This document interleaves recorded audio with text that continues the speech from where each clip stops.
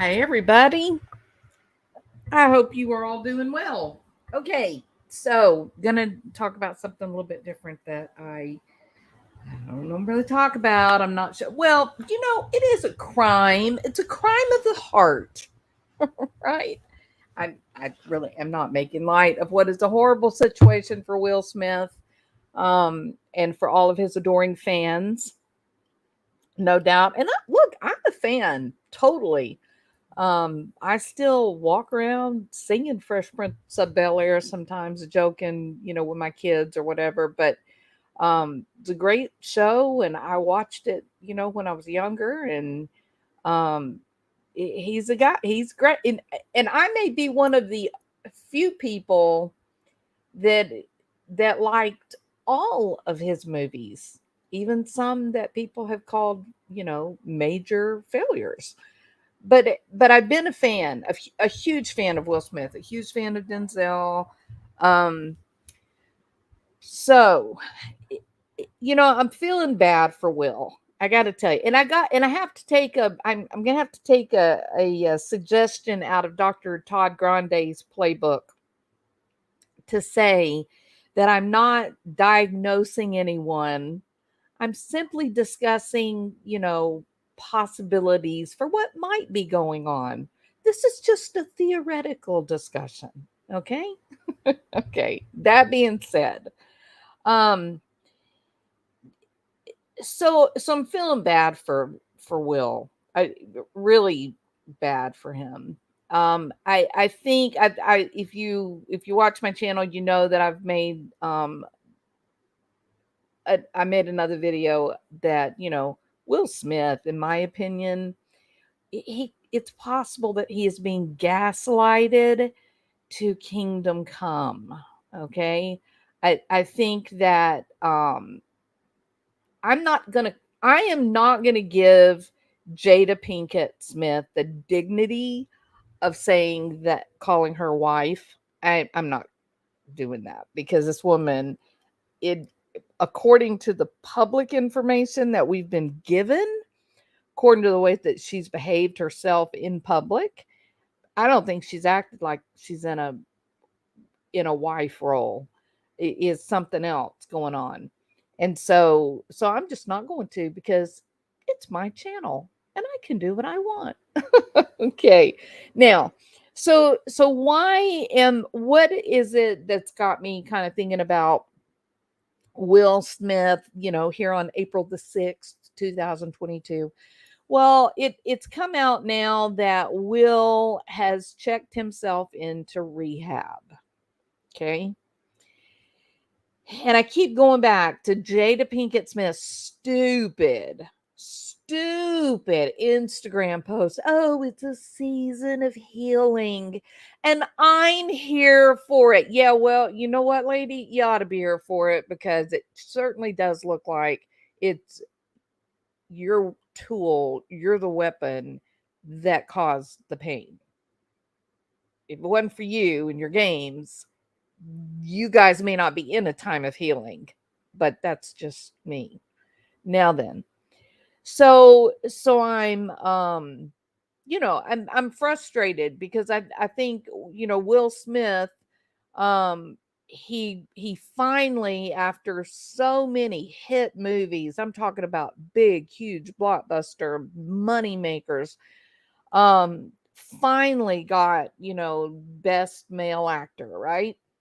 It was the apex of his career. It was the defining moment. It was watching goal attainment, right? It was supposed to be the greatest night of his life, literally. And that creature that he is married to could not tolerate it. She could not allow him his moment in the sun, right? She just couldn't do it.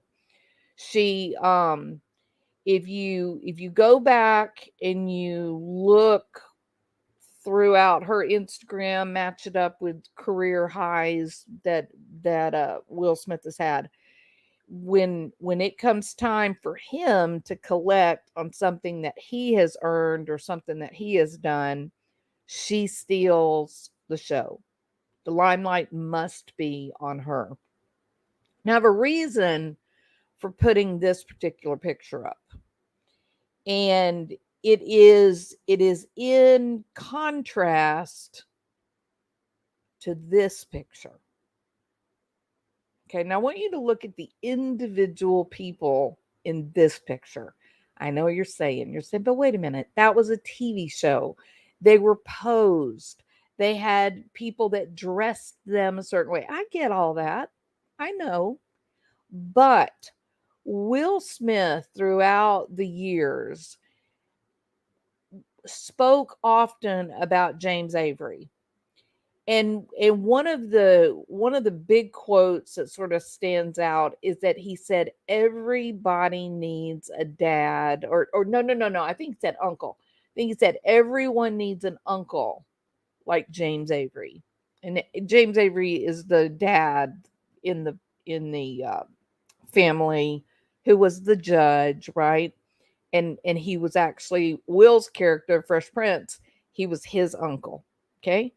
But these two, James Avery and Will Smith, formed a really, really close bond and friendship, not just on stage, not just related to the show, but they spent a great deal of time together away from the show. Even after the show had ended, they remained very, very close. Will Smith called him for for advice, for career guidance. For he James Avery was a critical role model, male role model for him in a situation where he had grown up in a family with a great deal of abuse. So in his family of origin, his mom and dad, it was chaotic and it was basically kind of hell on earth, right? All the arguing, the fighting, it was poverty. There was a lot of substance use, and the father was physically abusive. Will Smith watched his mom get beat up, and he and his brothers had trouble, or his siblings. He talks a lot about too. In the past, he has talked about the amount of guilt that he carried for a long time because he was the oldest sibling, and he always felt like if he had been a good person, or if he had been a good son or whatever, then he would have stepped in and he would have stopped his father from physically assaulting the mother. And of course, where there's physical abuse, there's always infidelity too. So basically, the family in which Will grew up was not the family that he wanted. It wasn't the family where he grew up. It didn't really match Will's own idea for his ideal self. And that is from his own words. That's from interviews that he's given throughout the years, where when he got into Fresh Prince of Bel-Air, um, he he often felt like they were what family was supposed to be. And he would laugh and say, I know it's a television family, it's not real, but for him, the individual, the little kid, that was what family was supposed to be, was what was being portrayed in the Fresh Prince of Bel-Air. And so he formed this close relationship with James Avery, and Avery uh, was the father figure, the strong, loving male role model for Will, right? Okay. Now then, Will's dad, make long story short, they did reconcile their relationship to a point. Um, it was never really close. That he attempted, but it was never really close. And then in the end, the dad actually died. The biological father died in 2016. What was actually more influential for Will was the death of James Avery, which happened in 2014.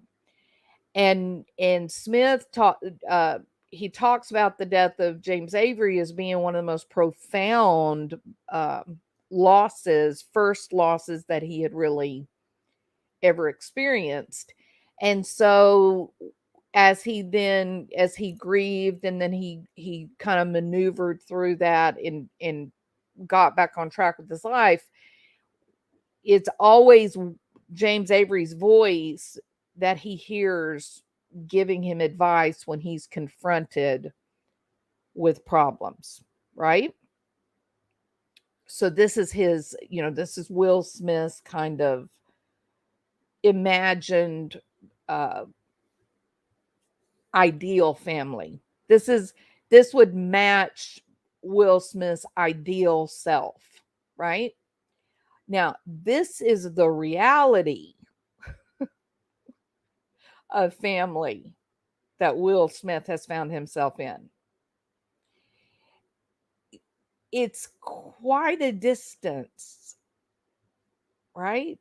It's quite different. And any of you guys that, know about Alfred Adler and Adlerian therapy and that kind of thing, it's a problem that if depending on how far apart your ideal self is from what you're living day to day, that's kind of the barometer for your mental health. If you're really far off, then your mental health is probably really suffering. If you're living a life that's pretty close to your ideal self, then you're healthy. So, it's fairly striking. Now you're going to say, oh my God, you're being so judgmental, Jules. Why are you doing it? No, I'm not. I'm not being judgmental. I'm being realistic, right? These are the two young kids are people that it was determined by Jada Pinkett that they would have literally no rules put on them. No rules, no boundaries, no sense of safety. They didn't have to do chores when they were young. They were not required to treat people with respect if they didn't feel like it. They moved out into, their own living space apartment when they were like 14 or some nonsense. Okay, and all of that, when this self-obsessed megalomaniac talks about these parenting choices. I don't call them choices. I call them Jada ain't got time to be no mama. That's what I call it. I call it Jada doesn't want to be reminded that she's a mother. Jada is too busy being little Miss something something diva, and she certainly doesn't want to be handicapped by two little kids needing a mother who is establishing a sense of safety and stability in their lives. Yeah. So she conjures up this grandiose fringe idea that children should have no limitations put on them. Now that goes against every theory of child development ever published or discussed. Okay. People do better when there is organization and structure, when the environment is predictable. Boundaries, fences do not keep us in. Boundaries keep the bad stuff out. That is not a prison wall. That is a fence of safety when you establish a boundary, right? And healthy people know this Instinctively, they know this. So Jada's got some crazy ideas, in my opinion. And she is not content, it doesn't appear, at least for the person that she puts forth in, her public persona. She presents herself as a person who is smarter than everyone else, and it's her job to decide what Jada wants and then to proclaim in grand fashion what Queen Jada wants, and then make sure that if anything goes wrong, everybody else will carry the blame. I mean, we'd never blame Jada. That's one of the reasons why people don't want to take responsibility for anything, is because they can't tolerate the idea of blame. And so if you're not willing to be on the record that this is your choice, this is your idea, these are your guidelines, then if something goes wrong, you don't have to ever take ownership of your choice or your leadership or your guidelines. Is that right or wrong? I mean, if I'm going to establish a business, let's say I'm going to establish a company, and I walk in, I hire, I don't know, 50 people to work or whatever.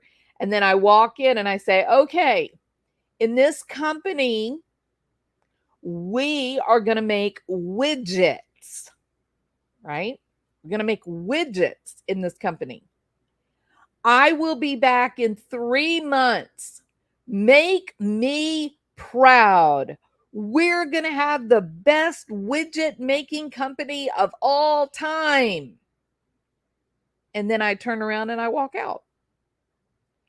What are you going to feel like as you sit there going, well, wait a minute. What the hell's a widget, first of all? And how do we make them?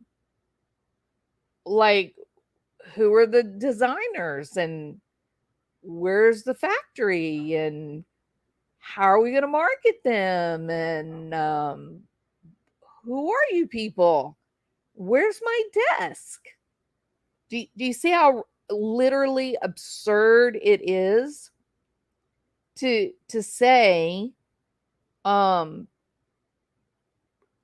rules, no guidance, no limitations, nothing.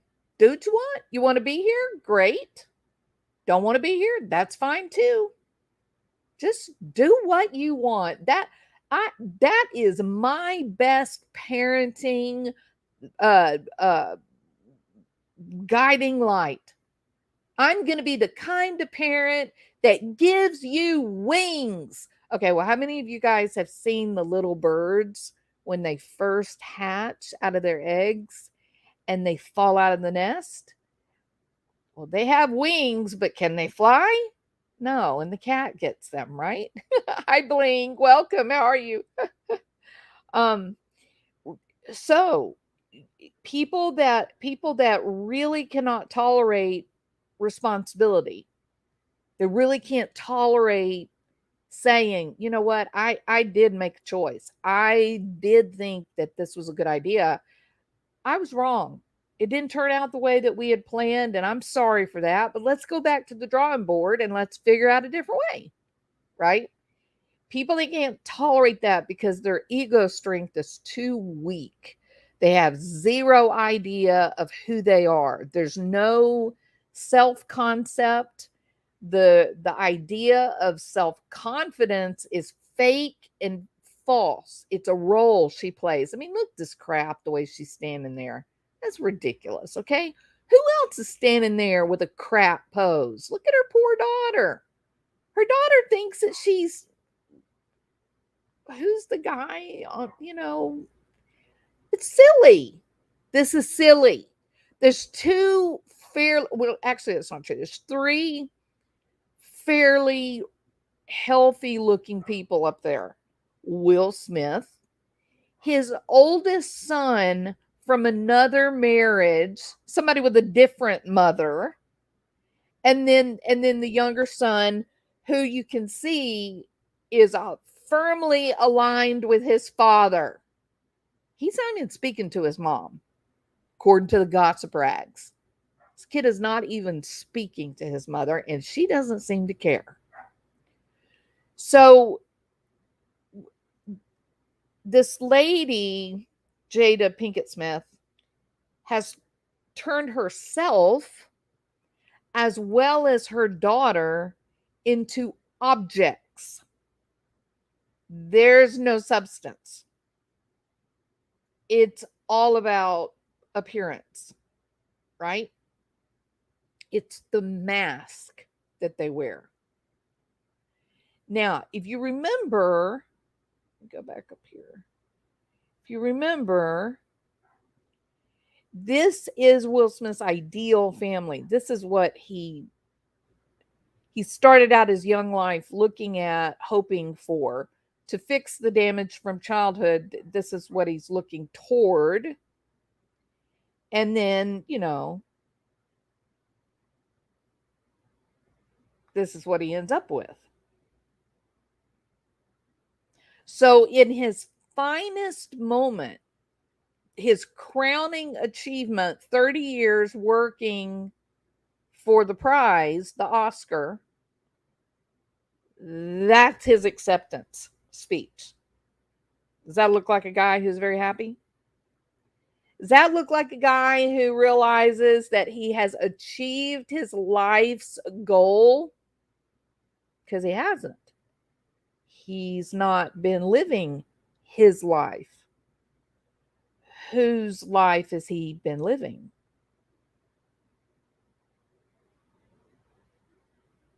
And I would tell you to go back to the first video that I made about Will Smith, the night that he kind of lost his mind at the Oscars, right? And I showed Jada Pinkett Smith's Instagram, and we talked about what was there and how absurd, all of her crap is, and the evidence that she is she is posting things on public social media that look suspiciously like gaslighting. I'm not diagnosing anyone. I'm simply discussing what may be happening. This is a theoretical discussion that we're having here, people. Okay. Now, this person here, at the time that Will's wife is screwing him, he wasn't even 20. And he's the friend of her daughter. You remember her. The red pill, blue pill looking girl, right? Okay. So my question to Will Smith, were he here, I would say to Will, what would James tell you about the current state of affairs in your personal life? Would James say that you had constructed a solid foundation in your life? Would James say that your ideal self and your day-to-day self are closely aligned? What would Mr. Avery say to his young nephew, Will?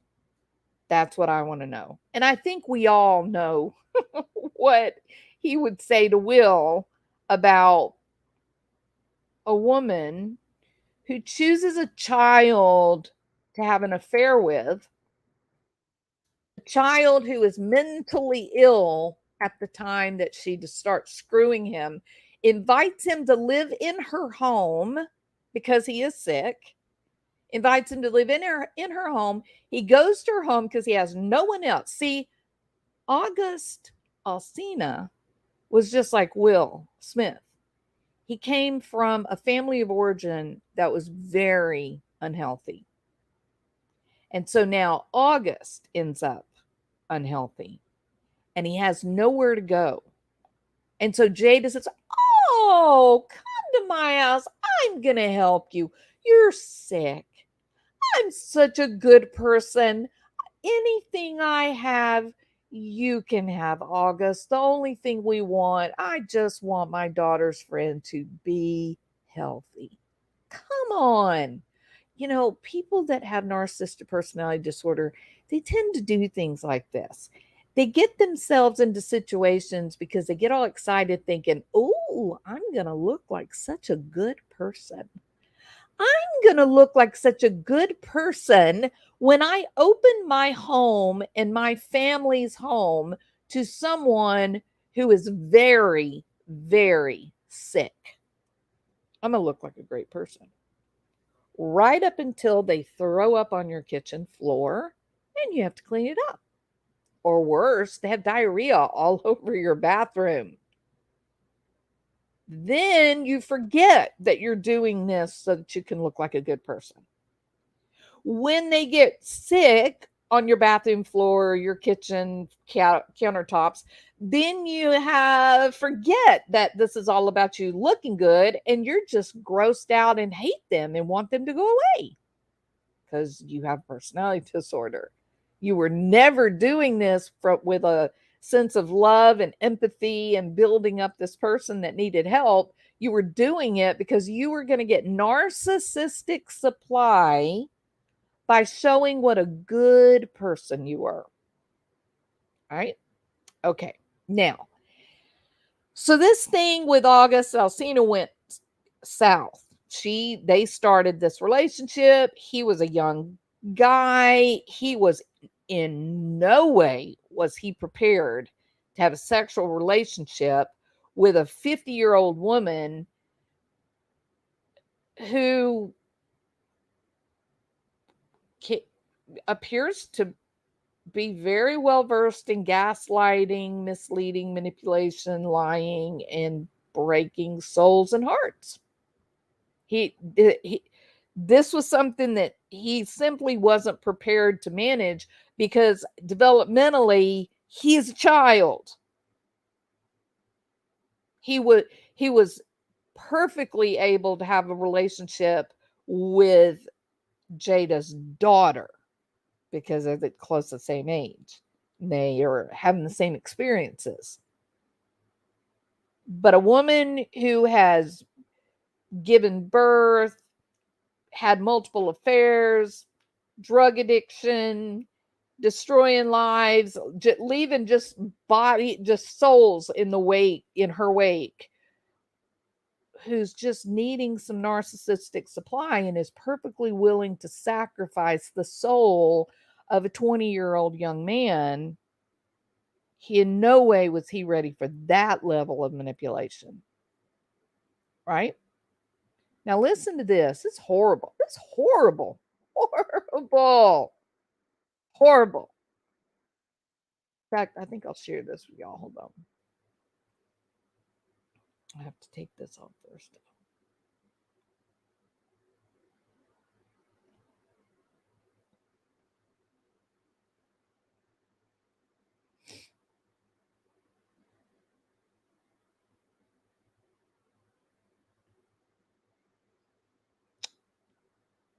Okay. So here she is. Yeah, I'm gonna ask you something that okay. You look at this woman. I'm curious. Who's got the warm fuzzies? What do you think? Does the word nurturing come to mind? Any of you? No? No, nobody is experiencing the word nurturing? Okay. How about warm? Like warm? Does that come to mind? Okay. How about soft? Safe? Okay, I get it. Okay, me neither. Okay. Okay, so this is August Alsina. That's the picture that's beside this one of Jada. And then of course we've been um looking at this happy man. Right? Okay. So she does seem to she's a bit like Ursula, right? Okay, now then. Less than 2 weeks. Now, remember, Will Smith has checked himself into rehab, okay? After spending the last 2 years literally being dragged through the mud by that horrid creature. He spent 2 years of humiliation. He spent 2 years of public betrayal, learning about his wife's affair with a camera rolling. Oh, yeah, on Jada Pinkett's internet show. And then he sits there for 2 hours while she tells him how it's all his fault or the children's fault or life's fault. And that's not enough. Then she waits a few months, has him back on her show so she can tell him that she doesn't like having sex with him. Hell, she talks about her sex life with Gwyneth Paltrow. Tells Gwyneth Paltrow, yeah, Will just, he just don't do it for me no more. Okay, but you're a 50-year-old lady and you're screwing around with a 20-year-old. That's what's doing it for you? Okay, so Will Smith, when I say that the man, starting in 2014 with the loss of James Avery, I think that was devastating. 2 years later, his biological father dies. And then all the nonsense really gets fired up with Jada Pinkett. Right? So the guy's had a hell. Look, the last 10 years of his life, if he has got a drinking problem, more power to him. If that's what it took to survive this woman, hey, who am I to judge? This is rough business. What she has put him through is rough. Okay. So I am standing ovation for Will Smith that he said, okay, Will out, right? I need help. I need away from this crazy lady. I need away from this chaos. I need just some normal people. I need some wisdom. I need to get healthy and clean, and then I'll make some choices. So good for Will. I was fearful that it was going to take him a year or two to get there, but man, this is great. It's awesome that he's in rehab. But here's the big one. This is just devastating. Devastating. Less than 2 weeks after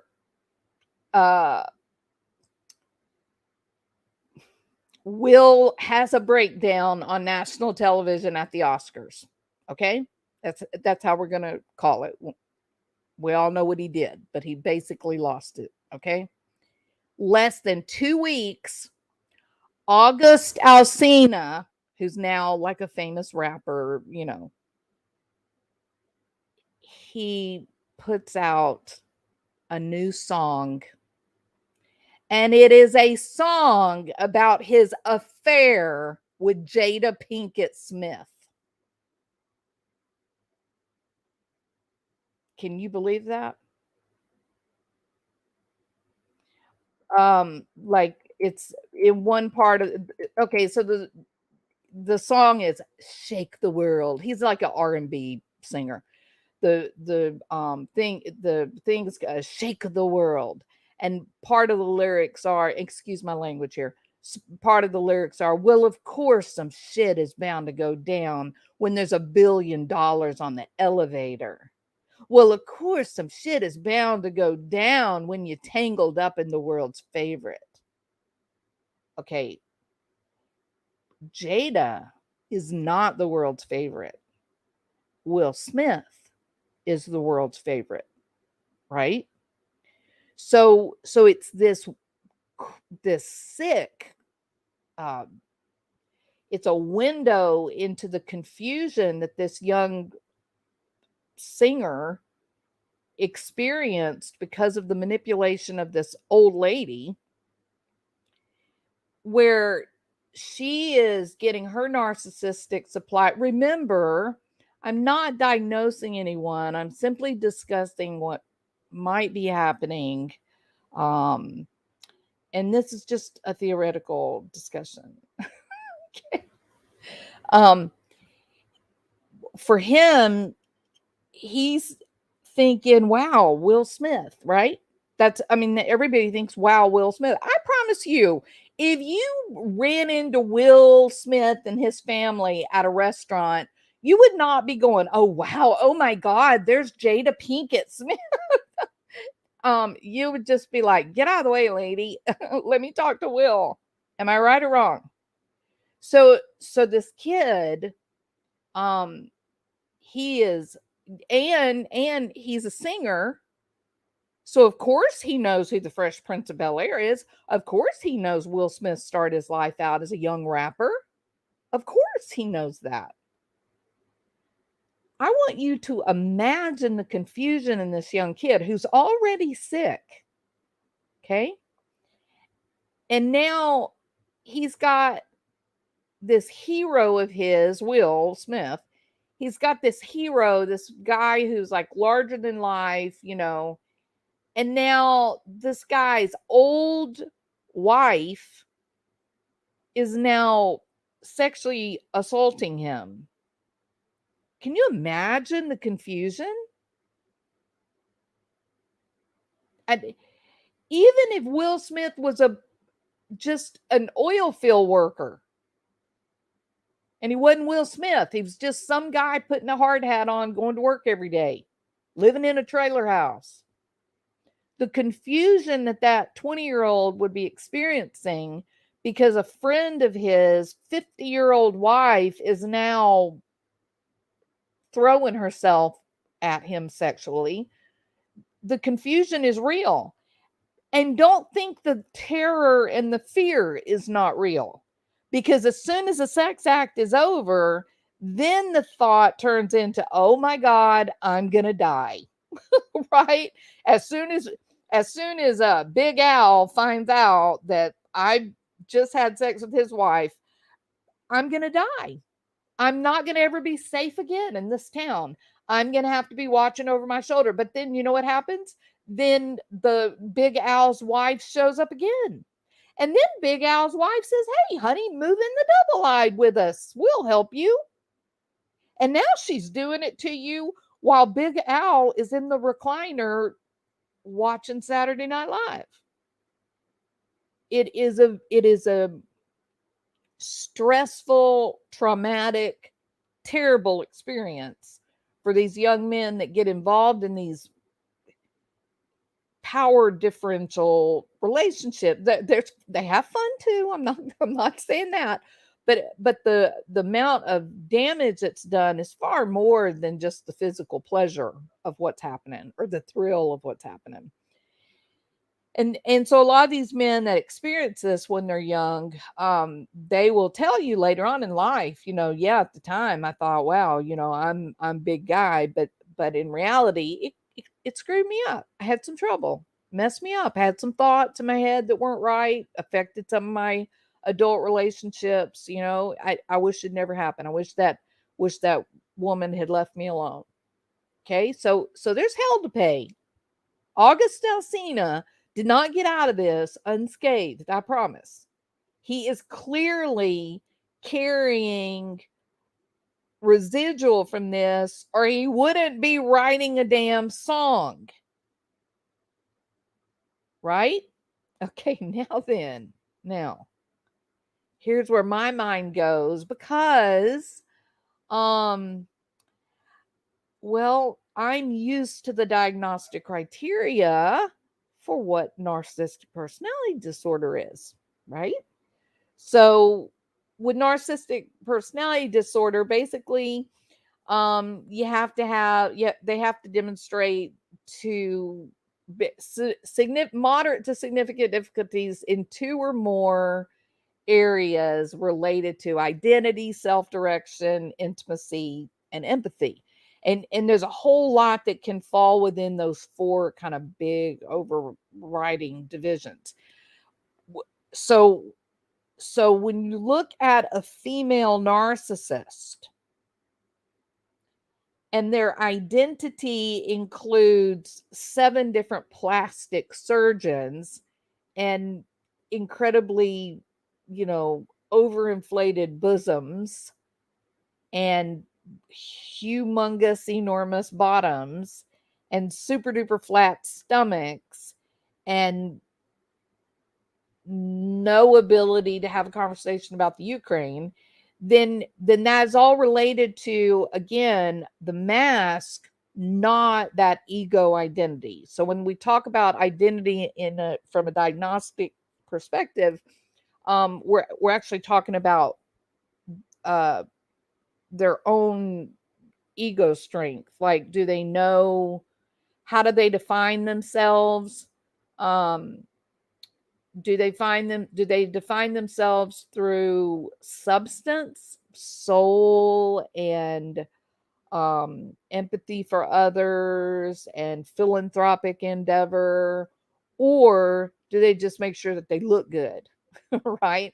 Okay, so and with a lot of male narcissists, you see kind of the same phenomenon. Not always, though. There's plenty of narcissists that don't do the whole plastic surgery route. It can come out in other ways, but with men, sometimes, they work out, use a lot of steroids, and then they look really, I don't know, kind of like Arnold, right? And then there's nothing inside. There's nothing protective or anything inside. So when we talk about identity, we're talking about what they use for self definition. Um, what is their Do they have any confidence in their ability? What's their self efficacy like? How are they in terms of affective regulation? I'm sorry, emotional regulation. Do they have an overinflated sense of worth? Are they grandiose? Do they do they feel entitled to accomplishment without doing any of the work that is required? Do they vacillate between extremes? 1 minute being like really, really, really thinking they're a great singer, and then the next minute weeping and crying and refusing to even speak because they have such an ugly talking voice. Um, and then that common, where you know that identity is a serious problem in people with personality disorders, is that they tend to mirror the people that they see, and that's pretty good indication that they have no idea who they are. If they begin looking like someone else that's in the room, you got a pretty good idea there's something going on there that's not really, it's not typical for most people. Okay. So for each of the big 4 overarching umbrellas, there's that breakdown. Like self-direction, are people that are healthy. They recognize that structure, establishing goals, breaking that down into measurable objectives, making daily progress toward the objectives, i.e., goals, setting standards for accomplishment, setting standards for the way for your moral development. All of those things are give you an idea of, again, not just your identity, but the direction of one's life. And that is actually people that have a trajectory in life, that they know where they are and they know where they want to be.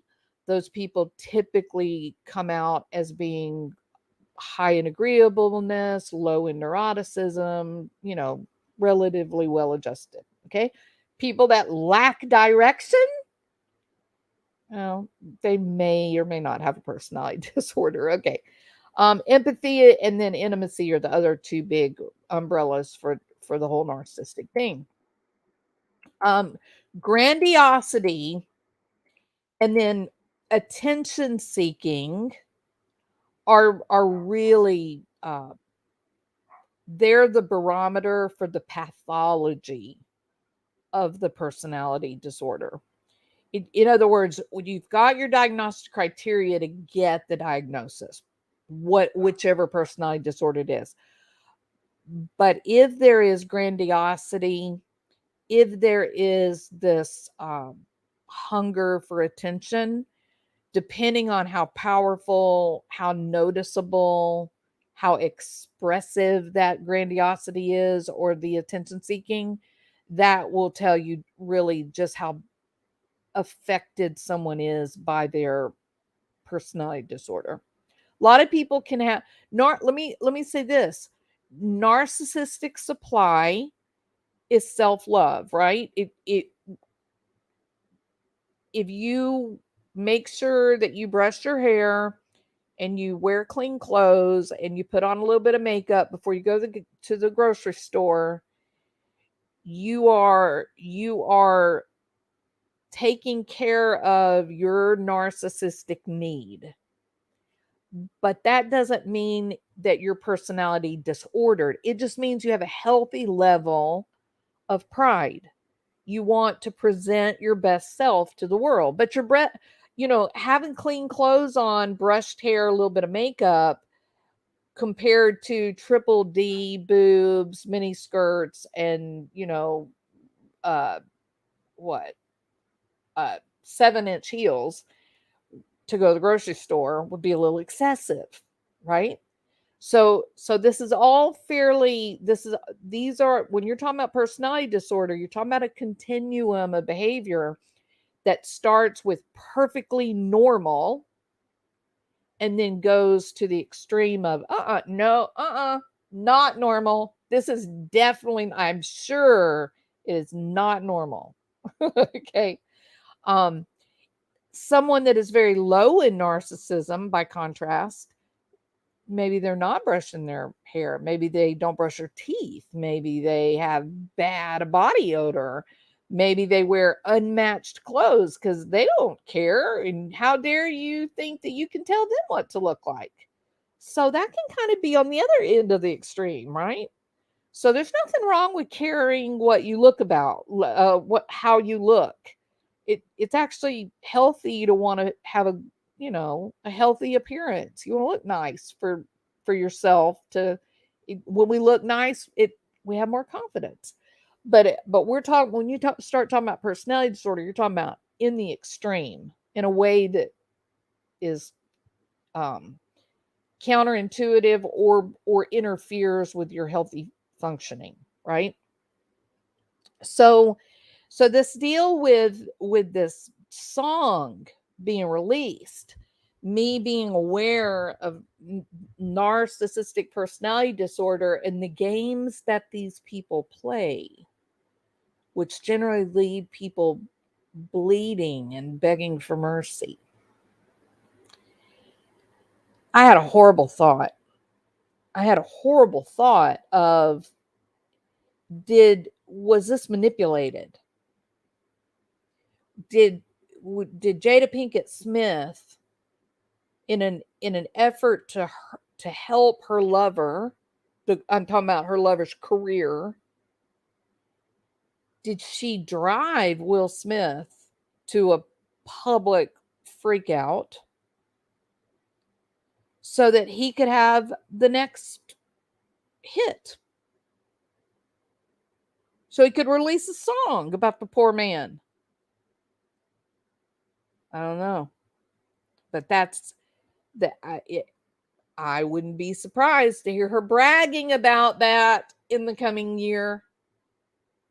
All right. Let's see. And here, I totally disagree with this. Jada Pinkett believes that in the song, remember, the one of the lyrics is, let's see. Well, of course, some shit's bound to go down when there's $1 billion on the elevator. Of course, some shit is bound to go down when you tangled up with the world's favorite. Jada Pinkett thinks she is the world's favorite. She thinks this song is about her.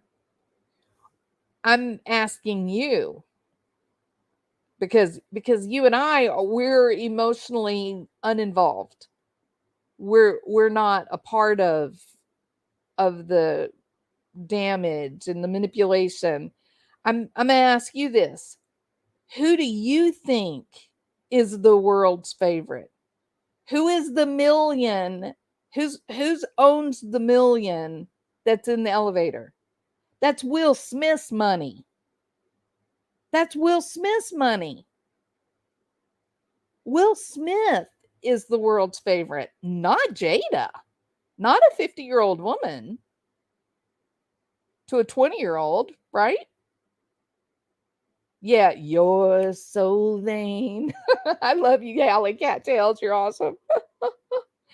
Okay, so you see my point, right? So I really hope that this last 2 years of public humiliation, the demeaning bullshit, sitting at the red table with her vomiting this word salad manipulation all over her family, putting it out there for everybody to be able to watch, in their own anybody who has ever discovered infidelity in their marriage, is that not the worst moment of your life, literally, right? I mean, certainly it doesn't equate with the loss of a child. I'm definitely not saying that, but if we leave out this, death being the worst, right? Take death off the table. The discovery of infidelity in your primary relationship is devastating. Absolutely devastating. Yeah, exactly, Gary. 100%. Absolutely. And she chooses to do this to this man who is everybody's favorite. This is the Fresh Prince of Bel-Air, right? She does it publicly in the most demeaning fashion imaginable, knowing he is the Will Smith. Was it on purpose? He's Men in Black. There you go, Bebop. Was this done to break him down? That's my question. Because this guy has now been delivered a dish of narcissism, full 5-line course of food, right? All in one night. The humiliation, the shame, the degradation, the blaming. She blamed him. You saw the look on her face. He was laughing at the joke. He thought it was funny. He was fine with it. And you saw the look on her face. And what we did not see is we did not see her look at him and go, "Oh, really? You laughing? You laughing now? You laughing at me?" You see my point? She put him through the ringer right then, right there. Again, public humiliation at its worst, played out in front of the entire world. And when was it? The best moment of his life.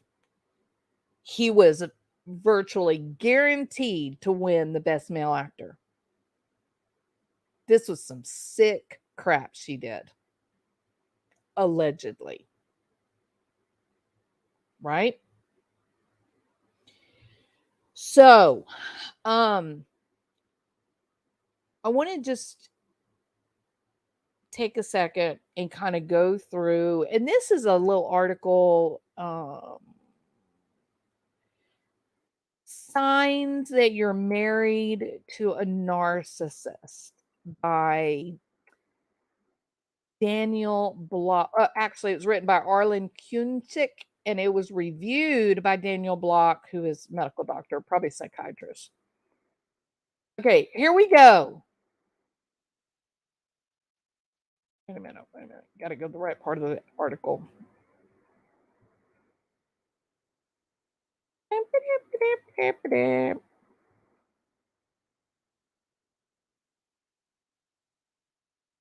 Where is it? Signs of narcissistic. That's not what I want.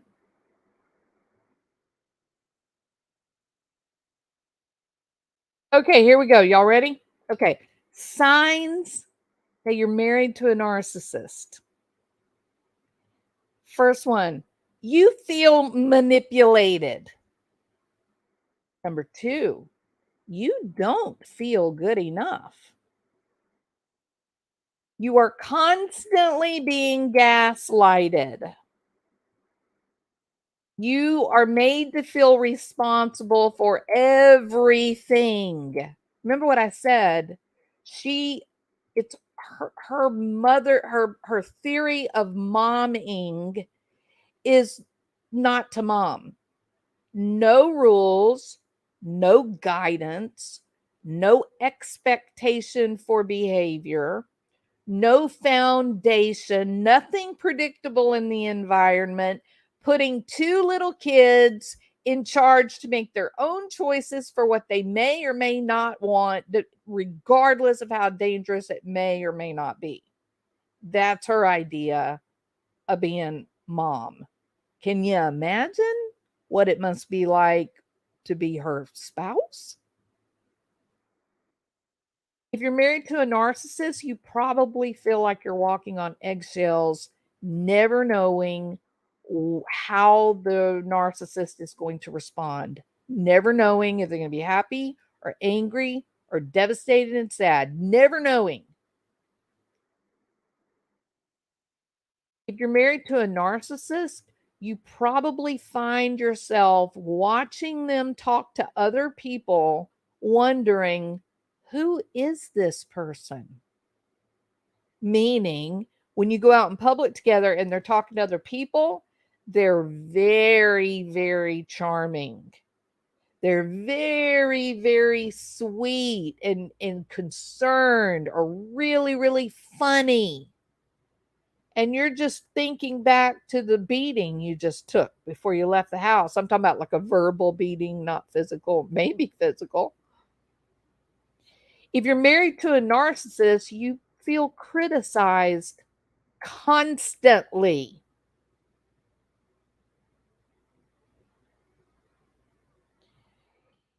If Will Smith is married to a narcissist, then his needs are being completely ignored. A narcissist spouse only thinks about their own needs and how things affect them. They never think about the spouse's needs, Will's needs. They never think about the children's needs. They only do things that benefit them, the narcissist. If you get lucky and it somehow helps you or your kids, then you feel really happy and hopeful that things might change. But soon you'll realize no, no, no, it was still about them all along. You just got some crumbs. If you're married to a narcissist, you get to have sex when they want to have sex. If they want to have sex with other people, it's your job to shut up and stay out of the way.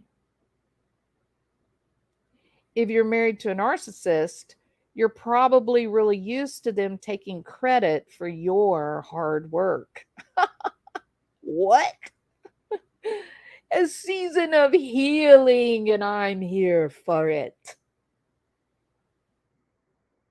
If you are married to a narcissist, then your spouse probably gets upset when others treat you better than they treat them. You're probably married to a narcissist if you've been cheated on. You probably feel unloved if you're married to a narcissist. If you're married to a narcissist, then you know exactly what the silent treatment is. If you're married to a narcissist, you're probably stuck financially.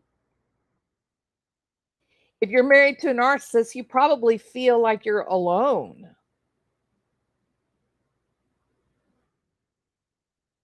And if you're married to a narcissist, you probably have no hope of things ever getting better. So look at that picture. What do you think? Do you think what I just read from verywell.com, do you think that may be what Will is thinking about right there? Is that possible? Okay. So Will has staked his claim. He has put up a wall, a small wall, but I think this is the first wall that's been up in a long time, and I am giving the man a standing ovation.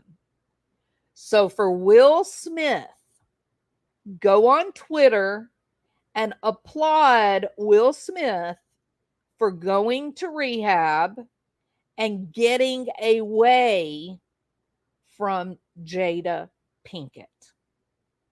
He has got to get away from her. He's got to get away from the manipulation, her word salad, the way she controls him, the alternate messaging that he's getting from her. He's got to reestablish himself. Will Smith is gone right now. You know what I mean? Will Smith was removed and Jada inserted somebody else by creating confusion, anger, undermining his confidence, making him accept things that he doesn't believe in, like infidelity, making him live a life where he lives kind of in a crazy madhouse family rather than a loving, strong, supportive core of people that care for each other. Right? Okay. So let's hope that he, if he goes into rehab and it's a good one. Look, if Dr. Drew if it's Dr. Drew's celebrity rehab, then I have great hope for Will, because Dr. Drew knows his stuff and he's going to say, sorry, Will, you know what? You're going to need 3 months. You're not going to be able to talk to your wife. I know you love her. She's a peach. You got a good one there, Will. I know you're proud of her. But you need a little time to get back in touch with Will. And then he'll take some time and he'll gradually begin to feel like himself again. And then he's going to go, golly, what was I thinking? Okay. So I'm 100%, I'm just standing ovation for Will Smith, that he is in rehab and he is reaching out for some rational, real help and getting out of the crazy house for a little while. He's got to get out of that circus. Jada has created a circus, allegedly. I mean, she appears to like the circus. That's okay. But he doesn't. He doesn't like it. Look at the picture. You can tell he doesn't like the circus. Okay? So look, I went hard on the whole slap. He was wrong. But I'm going to tell you something. That was, and I said it in my previous video, that was a sign that something was going wrong for Will. That was a sign that Will is not okay. That was a breaking point. You watched a man have his breaking point right there in front of the cameras. And why not? He's a superstar. So what better place to have your damn nervous breakdown than with the cameras rolling? I don't have a problem with it. But unfortunately for Chris Rock, it hurt. But Chris Rock showed his integrity, and he too recognized, this is not my friend Will Smith. That something has gone terribly wrong with Will. And so, no, I don't want the man arrested. I don't want the man to be told to leave the Oscars. Leave him alone. He's got bigger problems than hitting me. I guarantee you that's what he was telling his friends. I think they all love Will. I think they're worried about him. And I think that witch of a woman, allegedly, has created a horrible situation and that's what we saw. We saw him, break. That was just too much. And less than 2 weeks after this nightmare that he lived through that night, the little, well, I'm not going to call him a name, the singer, August Alsina, puts out a song about his affair with Will's wife. It's terrible. I feel terrible for this guy. I feel terrible for him, and I feel really, really bad for his 3 kids. Really bad for them. But he does apparently, the public reporting is that he has a very close relationship with his oldest son, and his oldest son is a really good guy, stable and all that. So, and he's, you saw how quick Denzel Washington came to his side. I mean, he does have some, he's got some strong people there if he'll keep her out, if he'll keep her away and listen to them, he'll be able to recover. And you know what? I think that's what I saw more people comment on, like on Twitter and stuff. And even on Jada's Instagram. And it was, you got Will in trouble. You wanted him to fight and avenge your honor. But you're not honorable, Jada. You're not honorable. Not only do you betray your family and have affairs, and all that, but you're having affairs with a 20-year-old kid who's at your house because of a mental illness. You told him to come live with you because he didn't have anybody, he needed help, and you crawled in his bed at a time in his life where he was already overwhelmed and had no idea how to be healthy. So you're not honorable. There was nothing for Will to avenge you for. Anything that anybody's talking about Jada Pinkett Smith, she wanted it. She put it out there. She wanted to be talked about. She wanted people to be. Do you think Kim Kardashian did that to her bottom because she didn't want people talking about her bottom? She had them.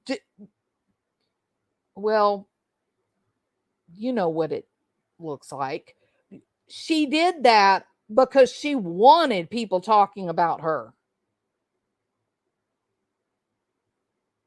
There you go. Sorry, but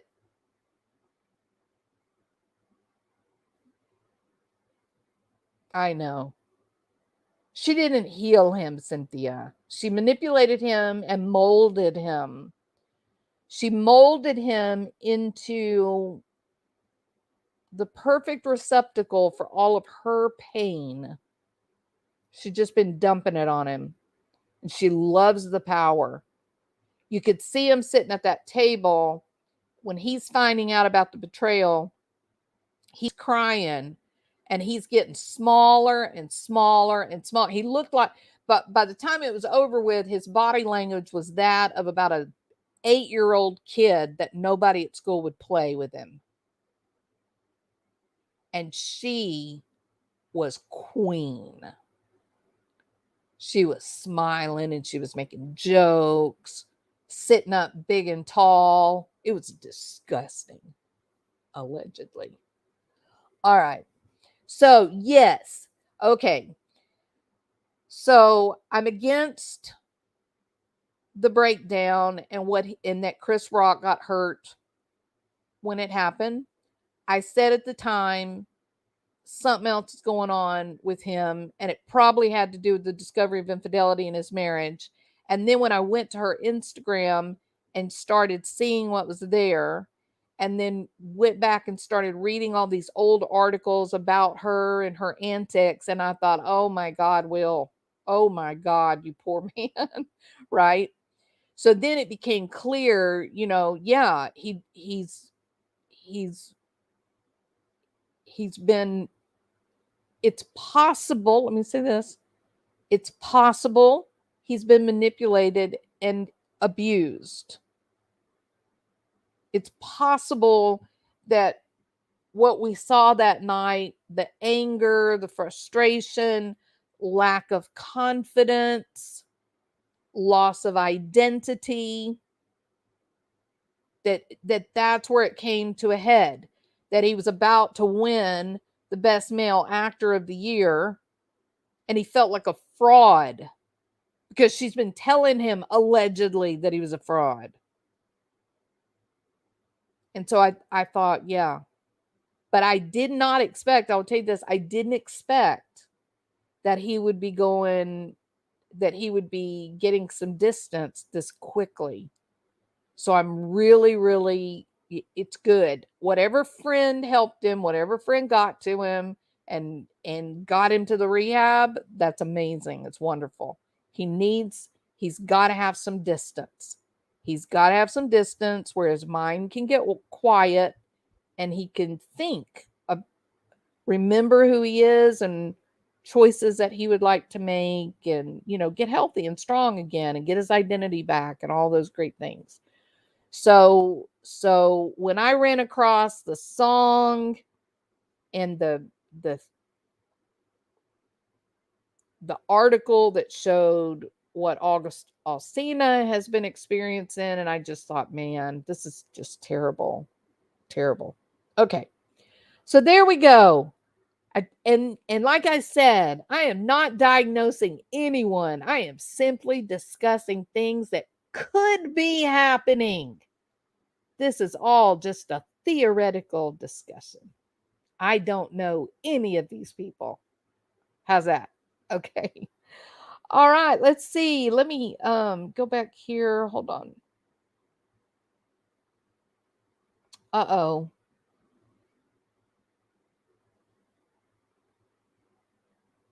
Just 1 minute. There it is. Okay. Boba T, Baba T. Thank you so much, Baba T. Baba says, we're all looking forward to season 2 of the Red Table Talk. Let's see how well Jada Pinkett protects Will Smith. By the way, what if the comedian Will Smith slapped was a woman? Oh, Baba. Whew. It would have been a whole different ball game. I don't mind saying. Had he hit a woman comedian for making comments about Jada, he would definitely have been arrested. No doubt. He would have been arrested. They probably would have rushed the stage, and no way in hell would he have been allowed to stay for the award. And it's possible they would have pulled the award that night, with no vote, nothing. What do y'all think? I'm gonna scroll back down here to the bottom, and thank you, Baba T, for your super chat. I appreciate that. Let me roll back. I hope Baba T is still in here. Hey, Rabbit. Hey, 1 hour. Cinnamon, hot, hot, hot. Hey, Clear Sailing, not there yet. Gary, Nancy, Drew, how are you? Lots of people here. Allie, Cattail, just like Dr. Grande. There you go. I love Dr. Grande so much. Okay. Okay, so what you guys think? Do you think they would have made him leave immediately if he had hit a woman comedian? I think he would have been out. No questions asked. One thing I'll never listen to is Jada speaking for longer than 5 seconds. I may manage to.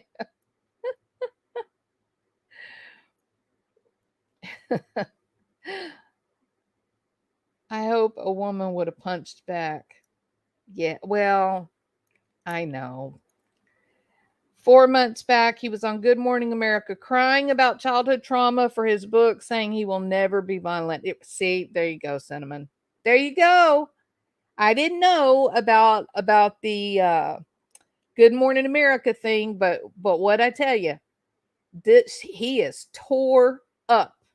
She has deconstructed this man, allegedly. Dr. Grande is a lot better at this than I am. Yeah, his identity, he has been put through the ringer. It's very sad. It's very sad. Yes, straight into handcuffs. Absolutely. No, had he hit a woman, that would have been no. That he would have been removed from the stage and gone. I believe that in my heart. Yeah.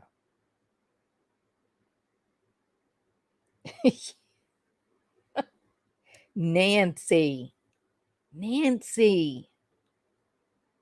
That's blasphemous. Okay. Does Dr. Grande go live? No, Allie, I don't think Dr. Grande goes live. And he does have some edits. I see lots of edits. So we don't know. He may be worse than me before the editing happens.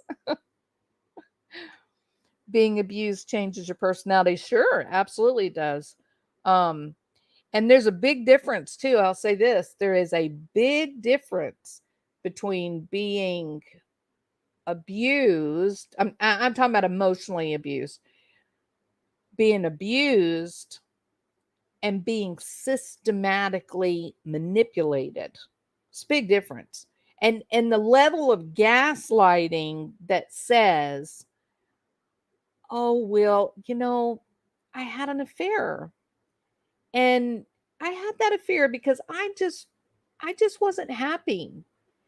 And it doesn't matter if you love me. I don't love me, and that's what matters, that I don't love me, and that you are hurt because I had sex with someone else. Well, that you can't do that to me. That is abusive to me, Will, to tell me that because I had sex with a 20-year-old that you're hurt. What makes you think you have a right to be hurt? You don't have a right to be hurt that I don't love myself and that I need to go and find my fulfillment. You don't have, are you trying to take that away from me, Will? You are one messed up guy. If you think, why don't you feel sorry for me that I had to have an affair? You should feel sorry. If you really loved me, you would feel sorry for me that I had to have an affair. It feels terrible to betray your family. And that's just like you, Will, to only think of yourself. That's all you think about is yourself. You haven't given one thought to how miserable I must have been to actually betray my family. How dare you need help, Will? You need it. In fact, I may not even want to stay in a marriage with you. What kind of man are you? Yeah, how's that for fun? You think that's enough that might make it, if you were experiencing that, is it possible that you might slap Chris Rock? Think about it. Okay. And I've heard that kind of crap. I've heard that kind of circular talk and justification. It is very, when you hear it, you're aghast, your jaw drops. And then when it's your job to sort of untangle it and get it back into a rational, fact-based sentence, is very difficult to do.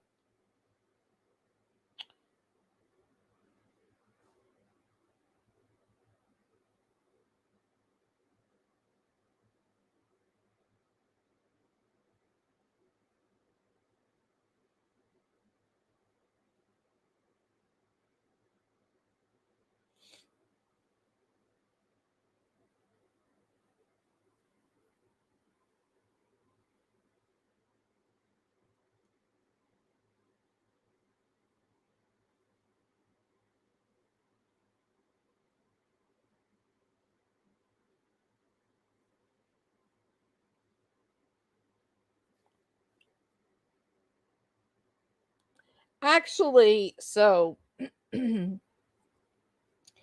so Dr. Grande is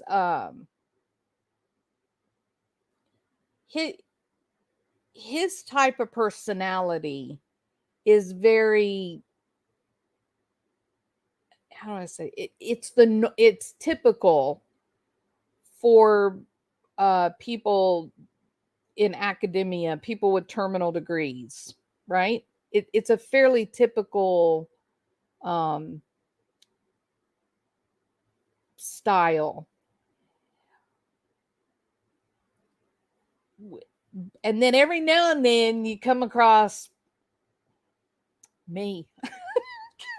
And I am atypical in the world of academics, I suppose. Um, Look, usually those people that are more extroverted like me, um, we do we like to, you're more likely to see us doing psychology with people.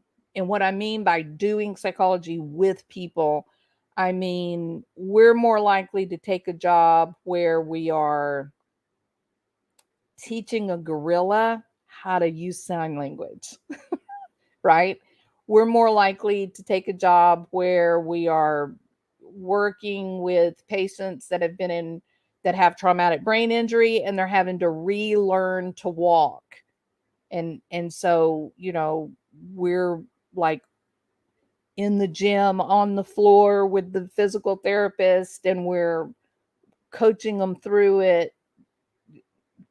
It's that we're active in the world of, I'm kind of hesitating a little bit to say behaviorism, because some of us are some of us are a bit different. Um, I'm not into the whole not into the whole let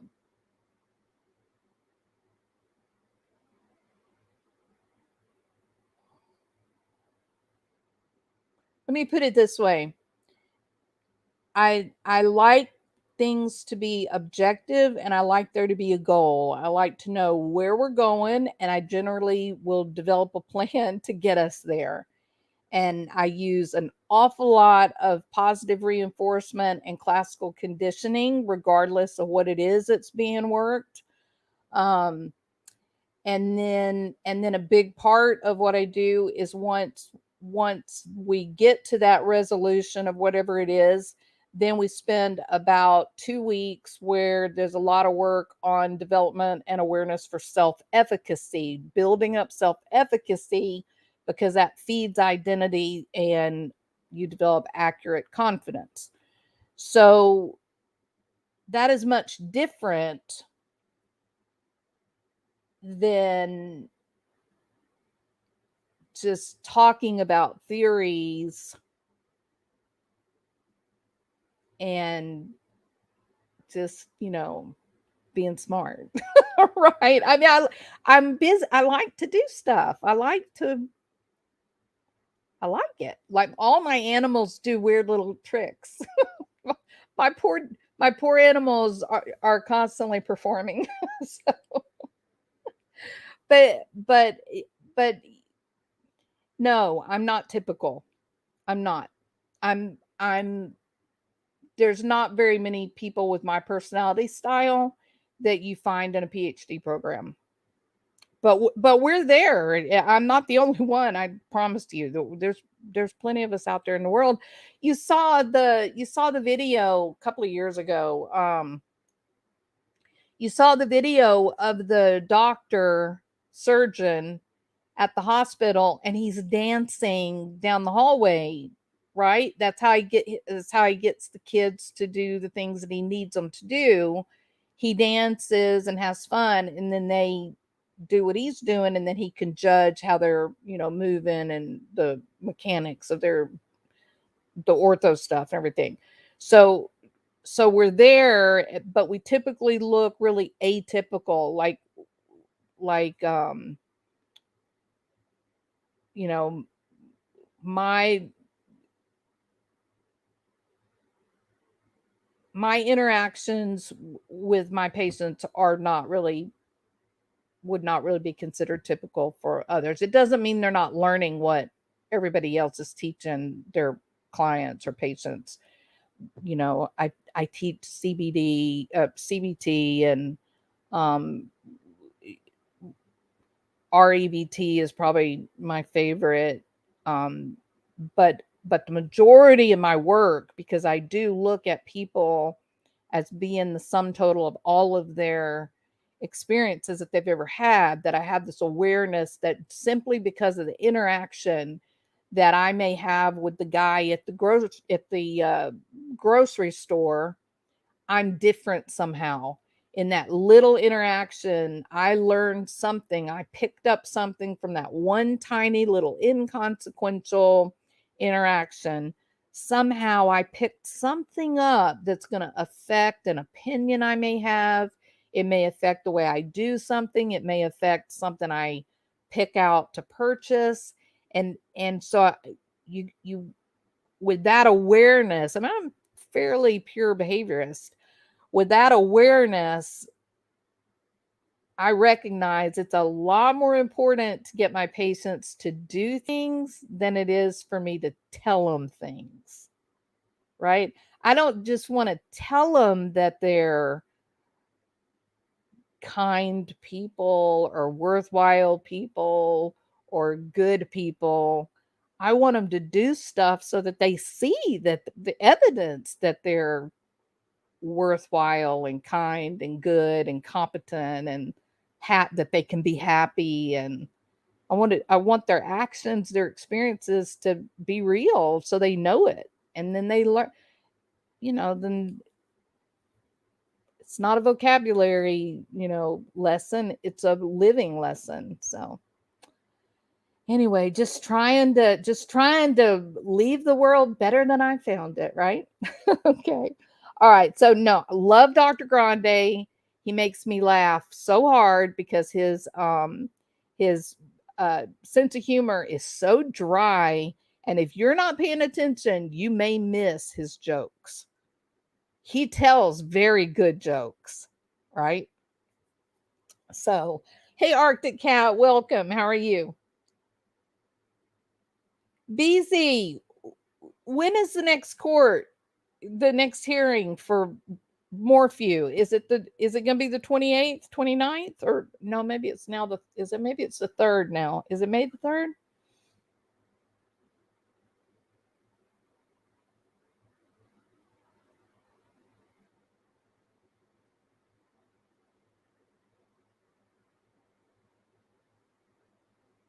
Hey Litlow, I hope you'll go back to the beginning. I got in all kinds of trouble, Litlow.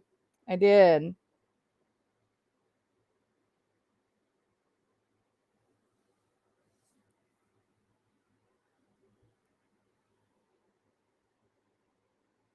Oh, Cinnamon Hot said something crazy. Let me see what she said that was crazy.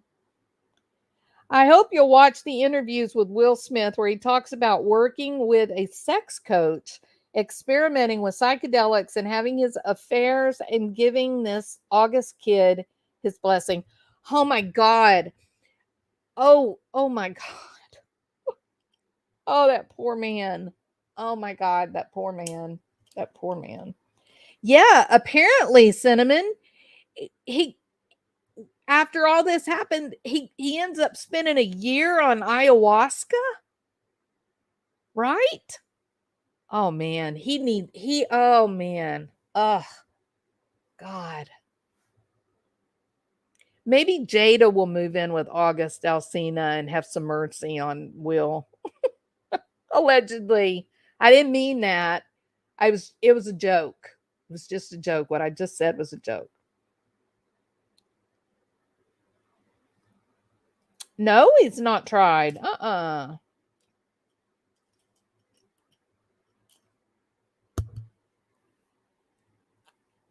thank you, Cessna. That's a kind thing to say. Yeah, I'd hate to be boring.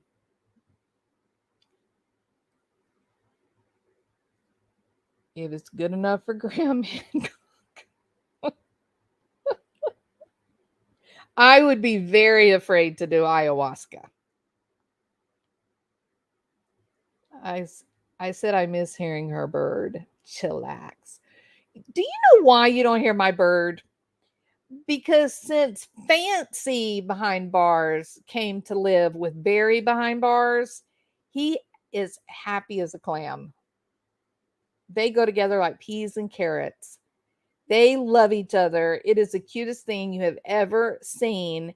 And they sit right next to each other, and you can just barely hear them. And they're going, and they're talking to each other really quiet.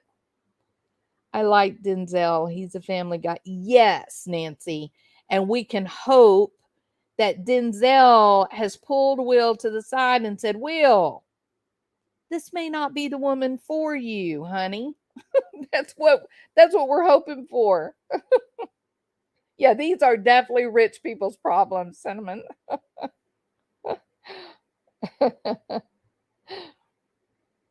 There's no way that I would do psychedelics maybe 20 years ago. Too old now. Yeah, you may scare you to death, Callie. It is very cute, BC.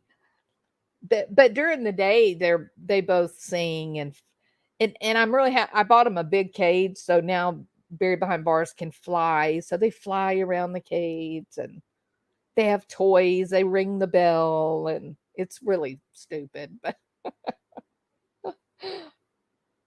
speaking of boring, why did an image of a kitchen present itself in my mind? Rabid. Why the hell do you want to get me in trouble? Do you see how well behaved I'm being? My God in heaven, Rabid. Let's don't go there. Oh my God, that's a whole. That's I. Mm, mm, mm, mm. Not even gonna talk about it. Puking guts out doesn't sound appealing to me. Meditation does no harm, in my opinion. Yeah, so Oldman is talking about with ayahuasca, it does make you vomit. But apparently it's very pleasurable vomiting. So I don't know. Barry Behind Bars got married. He actually has a mate. Her name is Fancy Behind Bars. She's lovely. BZ, you didn't watch the video of the wedding?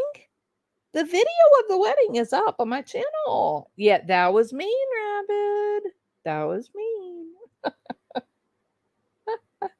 I'll tell you what. I'll tell. I can't say that. Damn it! You're gonna get me in trouble. What I hell don't say it. I don't care. Um, Rabbit, the case that you presented where the one lady zipped up her boyfriend in the suitcase. In the suitcase. Not funny. I know it's not funny. It would be funny if he didn't die. Okay, we're gonna assume that the man did not die, okay? And then it can be funny. So the man did not die. The man survived, okay? But that case where the drunk lady put her boyfriend in the suitcase and zipped it up and then pushed him down the stairs, right? So my husband said, "Oh my God. Well, how did she get him in the suitcase?" And I said, "I don't know." I said, I think they were playing a game. We were having a serious conversation because he was saying, "Were you listening to somebody that zipped their husband up in a suitcase?" So we're having this conversation. I said, "I don't know how she got him in the suitcase. He was awake." I said, "But maybe they were like playing hide and seek or something." He said, "Wow." He said, "Must have been a huge suitcase." I said, "No." I said, "It just looked like a normal suitcase." He said, "Must have been a must have been a really little man."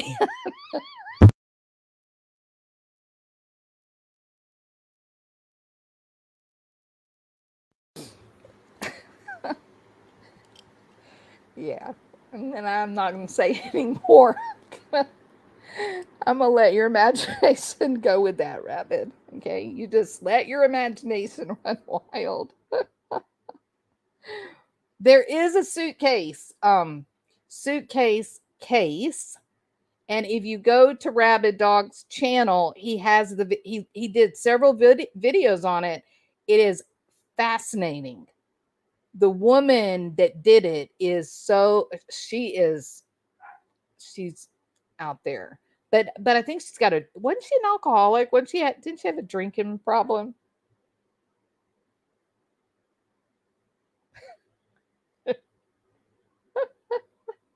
Yeah, I know, BZ, but Rabid knows what I'm talking about, and I can't say more because I don't want to get in trouble. That's what we call carrying around a lot of baggage. Absolutely. See, yeah. So, and if August Alsina is not careful, Jada may make him get in a suitcase. So he better be careful. He was very, very thin.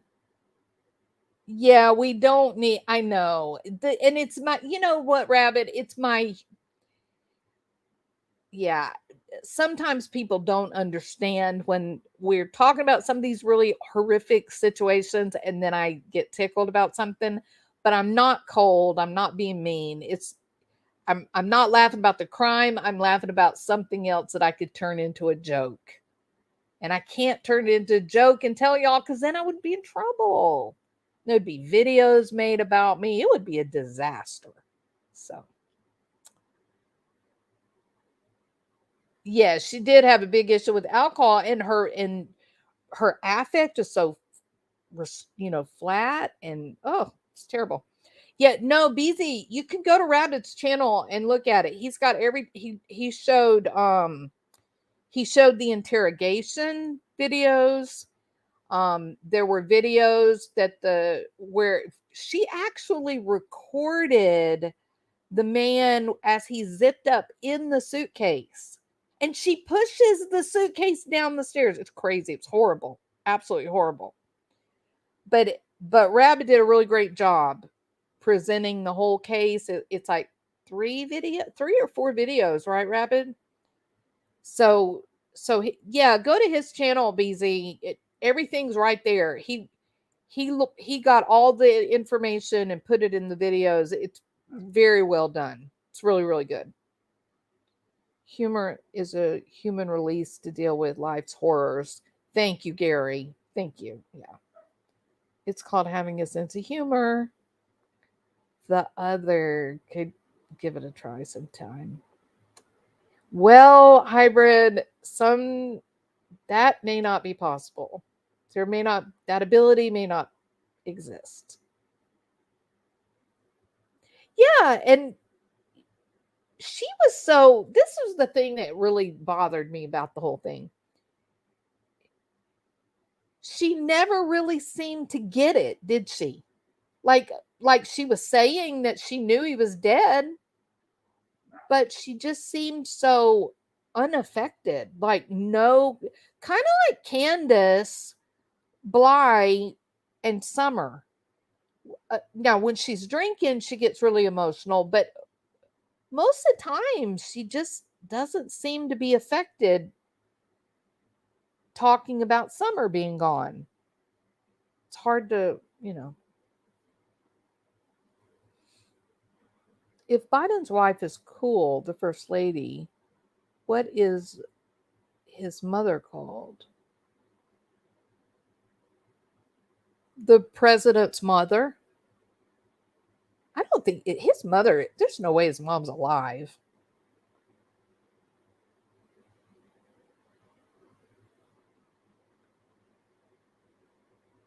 No, not Letitia. No, no, no, no.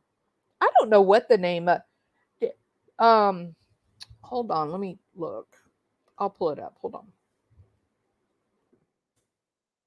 You guys just talk amongst yourselves.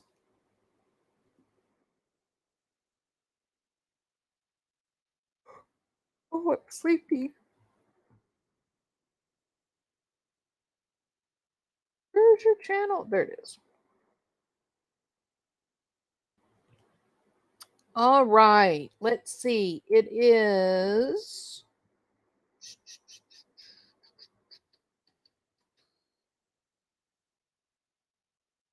Um,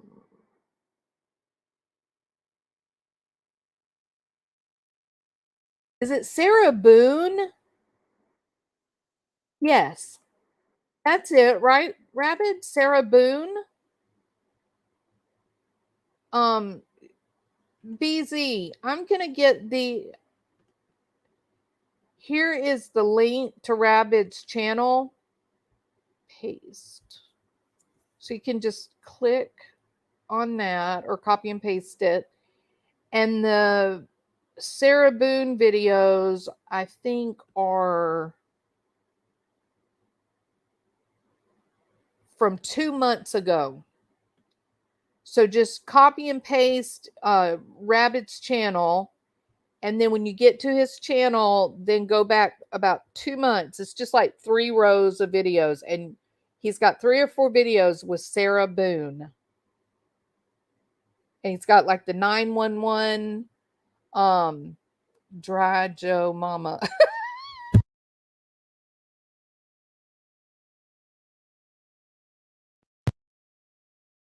Gary.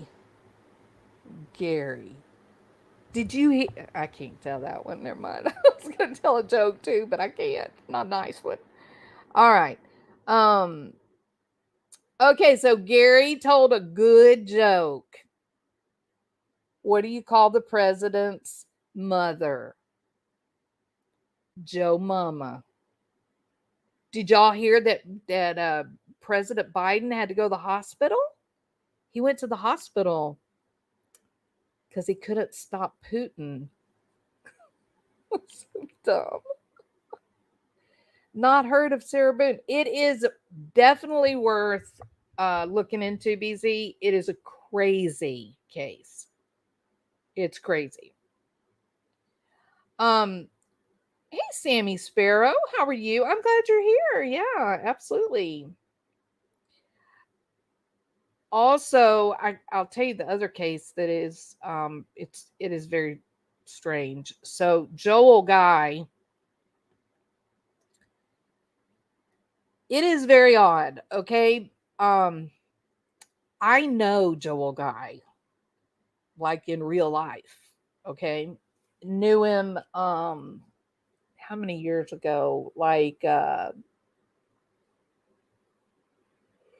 what? How old is he now? And then I can tell you, I knew him when he was like 16, 15, 16, and 17, I believe. No, I didn't know him professionally. I knew him.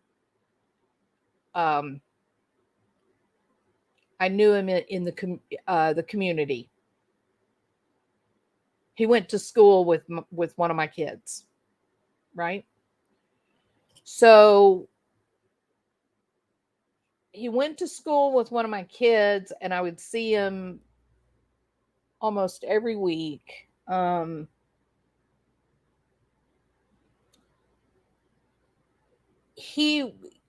believe, it's my opinion, I believe that he is absolutely he's on the spectrum. You can call it high functioning autism, you can call it Asperger's syndrome, you can call it good old fashioned autism, whatever word you want to use. He's definitely on the spectrum, right? He is absolutely brilliant. I'm telling you, brilliant. I'm talking about the weird kind of brilliant where he doesn't live in the same world that me and you live in. His view of the world is skewed because he's different, just like Adam Lanza was different. Adam Lanza also had Asperger's syndrome or high functioning autism or whatever you want to call it.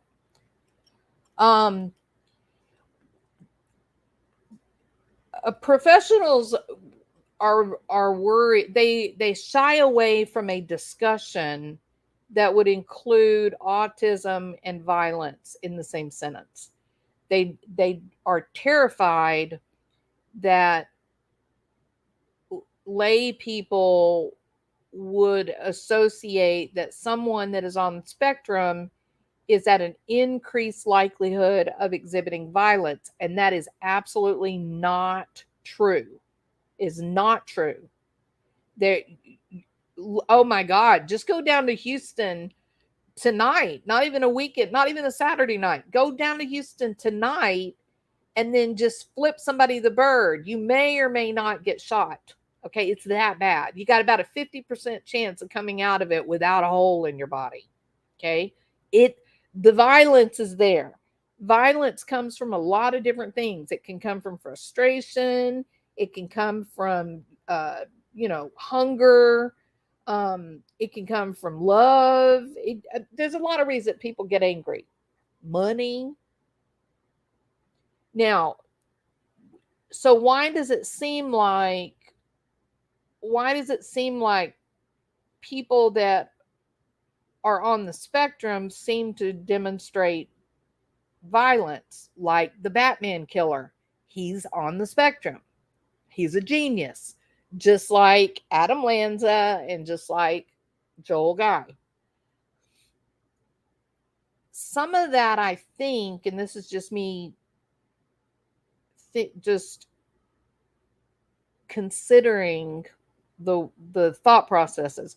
Some of that has to do with the lack of awareness or the disregard for social norms, right? So many people get angry and shoot someone in a moment of passion.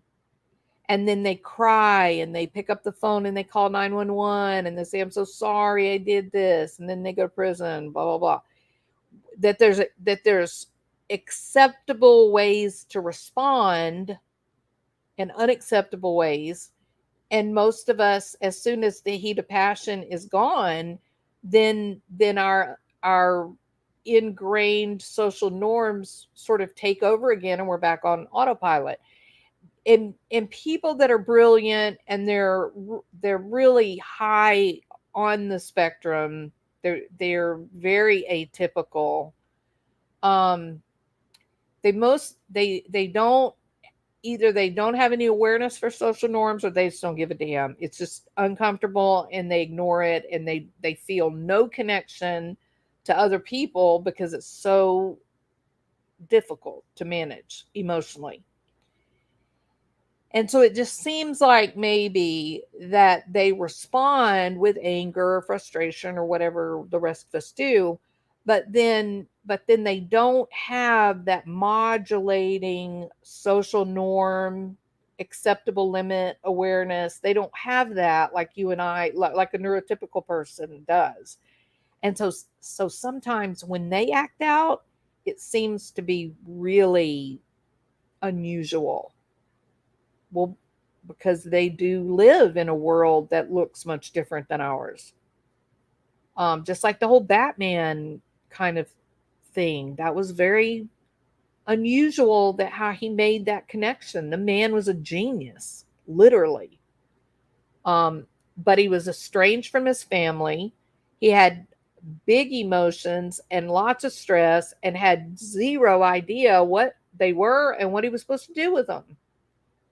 And it got funneled into this character that he identified with, that managed his stress and his problems by planning diabolical actions in the community.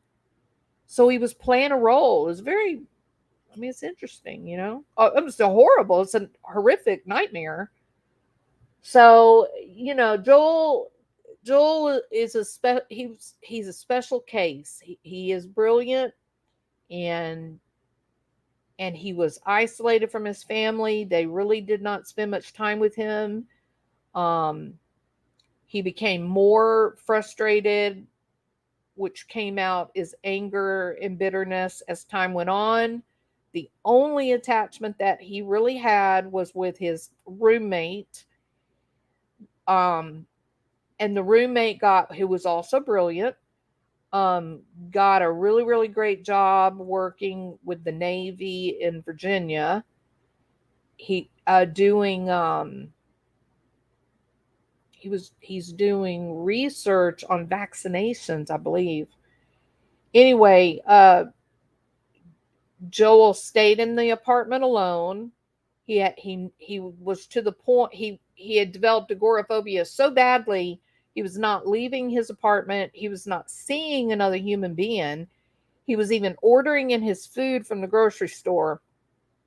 And his mother and father were telling him, well, not his father, but his stepdad, but they were telling him that mom was retiring, there'd be no more money, and that he is brilliant, and that he was going to have to get a job and pay his own way. He had no idea how to do that. He lacked the ability. There was no way that he was going to be able to do a real job, um, and make money and even know how to pay his rent and all that kind of stuff. He had withdrawn so much. He was so internalized by then. And all he knew is that he was scared to death and he was going to be homeless and he didn't know what to do about it. And so he did, he hatched a plan that he would have money that he perceived that he would be able to live. And it's disgusting and it was awful and it was unrealistic, but for him it was a way to get the money that he needed to be able to survive. So it's horrible, you know. It's horrible. He needed to be protected. He should have been, the state would have come right in. Easter Seals has amazing programs. There's so many, there was so much that could have been done for him. That wouldn't have cost the parents not a dime because he was an adult at that age. So it never, it really didn't have to happen. It, you know, it's terrible, terrible, terrible, but definitely an abomination, right? Definitely, just like Adam Lanza going to that kindergarten classroom. You just can't, you can work really hard to try to get in his head and see the situation from his point of view, but you'll never get there. You'll never ever get there. The length of his preparation for his deed was so thorough, pages and pages. pages and pages. Chemistry. He was he had purchased the chemicals that would break down the body parts, and so that nobody would have found their bodies. It was horrible. Absolutely horrible.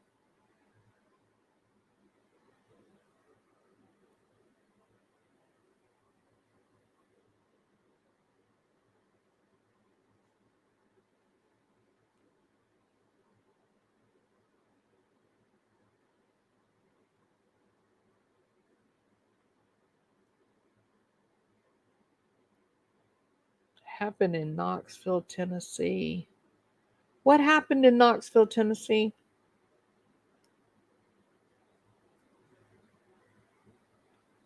That's right, Rabbit. Yeah. No,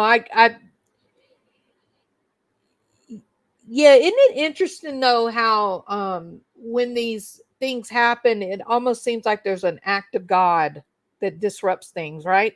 I think that's why I think that's why Chris Watts got caught is because the plane was delayed, and so the plan got disrupted. The Oklahoma City bomber got stopped by the Oklahoma State Police because he had a light out. His tail light was out on his car. That's how he got caught. It's these obscure things that you just think, my God, there was this nightmare planned, right? Nightmare planned, but then it was foiled by this small detail. Like God's watching, it's crazy. I think Joel Guy was in Baton Rouge. Oh, yes, his mom was Knoxville. Yes, yes, yes, yes, Tennessee. Yeah, but he was living in Baton Rouge. He was in Louisiana. I think he'd gone up there like for Thanksgiving or something, right?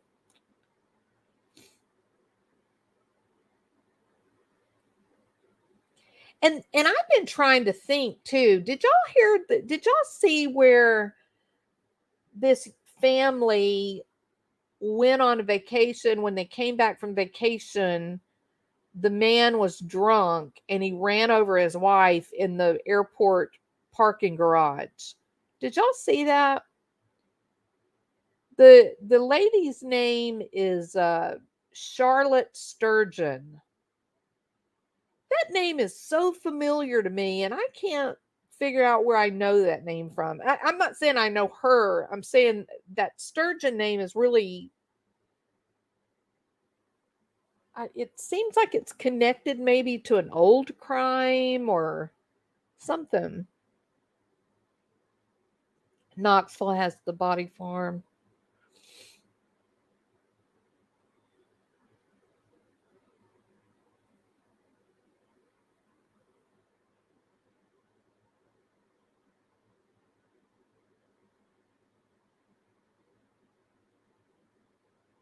Oh, Scott talked about it today. Oh my gosh, Allie. I absolutely this is gonna be weird. No, I watched his like all of the recordings of James Holmes. Like he's been there are hundreds of hours of him talking to psychiatrists, psychologists, both at the time that it happened and then, 10 years later. Um, the courtroom stuff, interviews with his mother, his family members. Yeah, no, I love the case. It that to me, if I had to pick a favorite, it would be probably James Holm with Jodi Arias being close second. But the James Holmes case is so it's too big to try to do videos on. It's too he had so there were so many contributing factors for him His dad, oh my God, his dad, some people might even say that they hold his dad 100% responsible for what James Holmes did. Jodi Arias is your favorite? Yeah. Yes, he's a trip. I think she and Jada would get along famously. I think they would have a lot to talk about.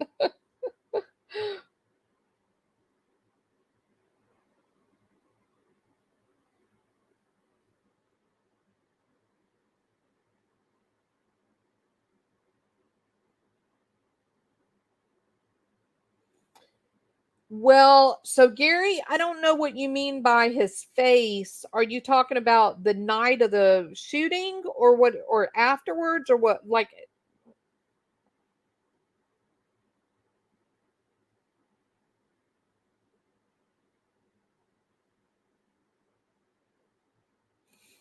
Jodi's Christmas song. It's eerie, isn't it?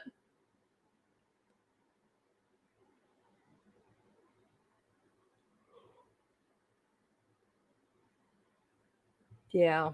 Well, I got some theories about that too. But I will tell you this. So Holmes was actually using a lot of hydrocodone in the days and the weeks leading up to the shooting. So the whole time that he was booby trapping his apartment and he was learning about the bombs and how he was going to ordering the equipment that he was going to use and all that, the whole time he was doing that in a really uncharacteristic way, he was staying really stoned on hydrocodone, and he had prostitutes. There were a couple of prostitutes that were staying with him. I don't mean they were living with him. I mean they were coming regularly, and when he wasn't physically in the apartment with them, he was on the computer with them. Um it looks suspiciously like intentional manipulation to me.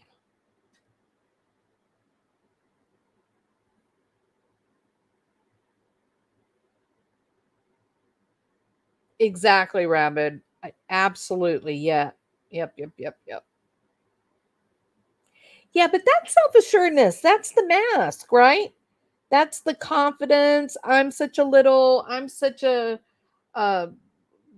hot, powerful woman, desired by all, and I'm I'm the I'm the archetype of the feminine, mystique. I'm the female, deity kind of thing. But it's the mask. It has no substance behind it. It's not real. It's not real. A confident woman would never have worn that green dress to the Oscars because she looked like Queen Elizabeth the First, right? It looked like it was a costume. It wasn't a gorgeous dress. It was a costume, for God's sake.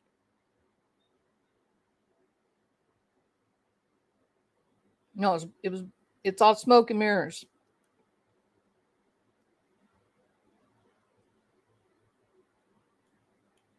Yeah, so the crazy empty look you were seeing, he was hallucinating. It was a schizoaffective response. And that's why when you see him now, he's super puffy because of the antipsychotics that he takes now.